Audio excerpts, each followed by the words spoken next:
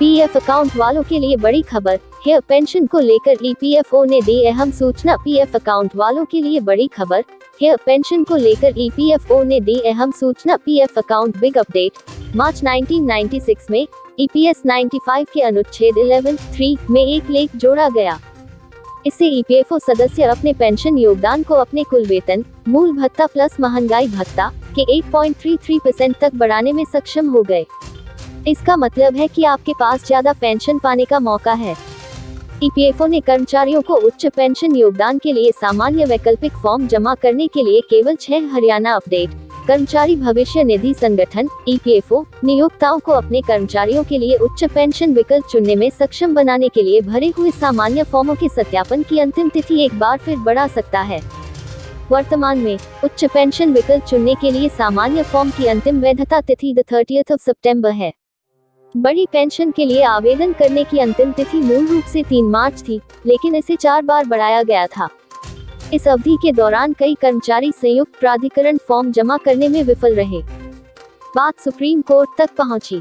Supreme court ने अपने एक फैसले में सरकार को आदेश दिया कि वह इन कर्मचारियों को संयुक्त प्राधिकरण आवेदन दाखिल करने का मौका दे।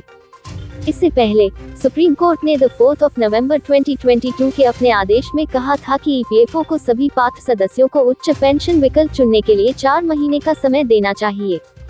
ये 4 महीने की अवधि 3 मार्च 2023 को समाप्त हो गई। यह अवधि तब से बढ़ा दी गई है। PF account big update. March 1996 में ईपीएस 95 के अनुच्छेद 11(3) में एक लेख जोड़ा गया। इससे ईपीएफओ सदस्य अपने पेंशन योगदान को अपने कुल वेतन, मूल भत्ता प्लस महंगाई भत्ता के 8.33% तक बढ़ाने में सक्षम हो गए।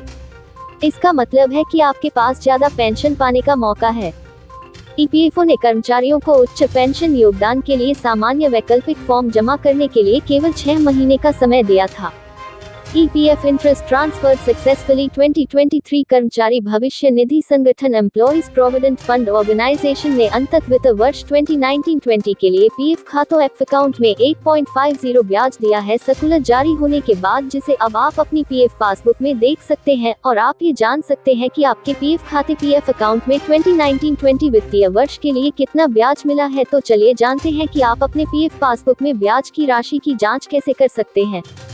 यहाँ आपको कर्मचारी शेयर और नियोक्ता शेयर कॉलम में ब्याज की राशि देखने को मिलेगी। हालांकि पेंशन अंशदान में ब्याज राशि 0 के रूप में दिखाई जाएगी, क्योंकि पेंशन योगदान पर कोई ब्याज नहीं है। तो दोस्तों, इस तरह से आप अपनी पीएफ पासबुक में वित्त वर्ष 2019-20 के लिए ईपीएफ अकाउंट ब्याज क्रेडिट की स्थिति की जाँच कर सकते हैं और उस ब्याज की राशि के बारे में जान सकते हैं जो जमा की गई है। हमें उसी ईपीएफ अकाउंट स्टेटमेंट पर विचार करना चाहिए जो ऊपर दिया गया है। मेरा दोस्त सितंबर 2012 में एक प्राइवेट लिमिटेड कंपनी में अपनी पहली नौकरी में शामिल हुआ था। उनकी कंपनी उनके मूल वेतन का 8.33% ईपीएफ जमा हर महीने 239 रुपये और ईपीएस स्कीम पीएफ अकाउंट की ओर 3.67% 541 रुपये के रूप में योगदान करती है। विस्मयादिबोधक चिन्ह 12% 2012-13 में न्यूनतम 6,500 रुपये के अधीन है। एम्प्लॉइज प्रोविडेंट फंड ऑर्गेनाइजेशन, उनका योगदान 6,500 रुपये का 12% था, जो 780 रुपये था। X pension fund updates. हर कर्मचारियों का होगा सपना पूरा, मिलेगी इतनी पेंशन, देखे calculation. X pension fund updates. कर्मचारी पेंशन योजना एम्प्लॉय पेंशन स्कीम के तहत जो पेंशन बनेगी वह भी बिल्कुल वैसी ही पेंशन है। ये सपनों को सच करने जैसा है। वे कर्मचारी जिनका पीएफ खाता भविष्य निधि संगठन के पास है, वे इस एक्स पेंशन फंड योजना में नामांकन कर सकते हैं, बशर्ते उनका खाता 2014 से पहले का हो। ईपीएफओ न केवल इस खाते में भविष्य के लिए आपका पैसा बचाता है, बल्कि आपको बाद में पेंशन की सुविधा भी देता है। सेवानिवृत्ति कर्मचारी पेंशन योजना एक ऐसी ही योजना है जहां निजी कर्मचारियों को भी पेंशन सुरक्षा मिलती है। ईपीएफओ ने साल 1995 में इस योजना को और अधिक आकर्षक बना दिया था और इसका नाम बदलकर ईपीएस 95 कर दिया था। कर्मचारी पेंशन योजना एम्प्लॉय पेंशन स्कीम एक ऐसी पेंशन योजना है जिसमें ईपीएफओ कर्मचारी के साथ उसके पूरे परिवार को एक्स पेंशन फंड सुविधा प्रदान करता है। इस योजना को चुनने वालों को कई अन्य सुविधाएं भी प्रदान की जाती हैं। वर्तमान में लगभग 75 लाख पेंशन होगी ईपीएस 95 योजना के लाभार्थी हैं। इसके अलावा करीब 6 करोड़ सब्सक्राइबर्स भी ईपीएफओ से जुड़े हैं, जिन्हें हाल ही में एप स्कीम चुनने का विकल्प दिया गया है।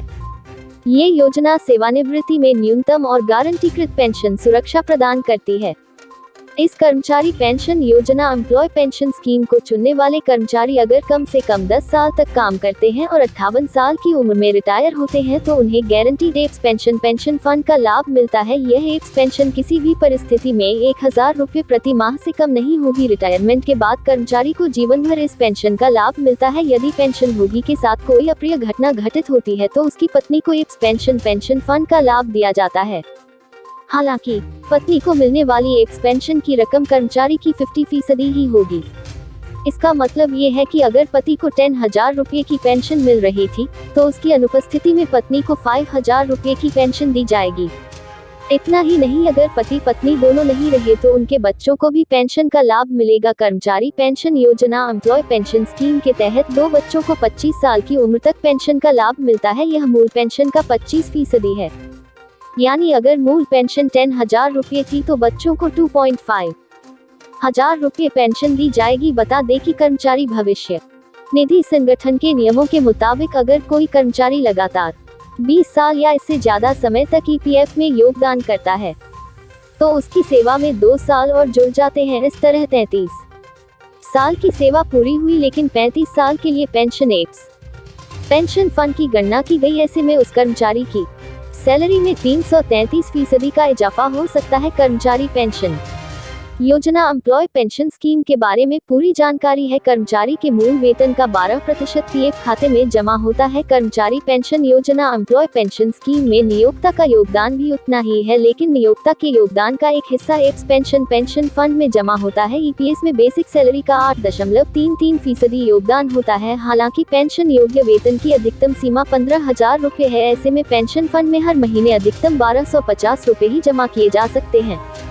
पेंशन लाभ कैसे प्राप्त करें? Apps pension fund updates. इस कर्मचारी पेंशन योजना एम्प्लॉय पेंशन स्कीम को चुनने वाले कर्मचारी अगर कम से कम 10 साल तक काम करते हैं और 58 साल की उम्र में रिटायर होते हैं तो उन्हें गारंटीड एप्स पेंशन फंड का लाभ मिलता है। ये एप्स पेंशन किसी भी परिस्थिति में 1000 रुपये प्रति माह से कम नहीं होगी। रिटायरमेंट के बाद कर्मचारी को जीवन भर इस पेंशन का लाभ मिलता है।